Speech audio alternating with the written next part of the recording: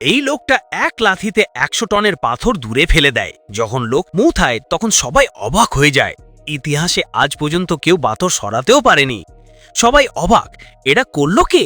তখনই এক গ্রুপ আসে চ্যালেঞ্জ করার জন্য। ছেলেটা লড়াই করতে চাইলেও কোচ তাকে মানা করে।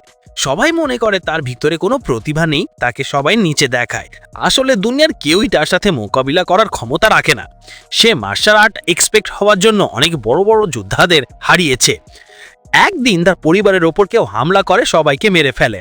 মা মরতে মরতে তাকে বলে যায় 3 বছর পর্যন্ত তার শক্তি কাউকে না দেখানোর জন্য। সে তার পরিচয় লুকিয়ে একটা মার্শাল আর্টের স্কুলে ভর্তি হয়। স্কুলের ফিমেল বস বাদে সবাই তাকে খুব দুর্বল মনে করে। সর্বপ্রথম কোর্স ময়দানে নামে। সে বেশিক্ষণ টিকতে পারে না, শত্রুরা সবাইকে এক এক করে হারিয়ে দিতে থাকে। এইটা দেখে ফিমেল বস নিজে ময়দানে নামান সিদ্ধান্ত নেয়। তাকে একটা কি কেউ ধরে ফেলে দেয়। শত্রুরা তার সর্বোচ্চ শক্তি দিয়ে ফিমেল বসকে আক্রমণ করে, কিন্তু সে একটা আঙ্গুল দিয়ে তার আটাক ঢুকে দেয়।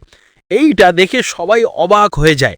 তারপরে সে স্কুলের হয়ে ময়দানে নামে, মাত্র একটা আঙ্গুল দিয়ে শত্রুকে হারিয়ে দেয়।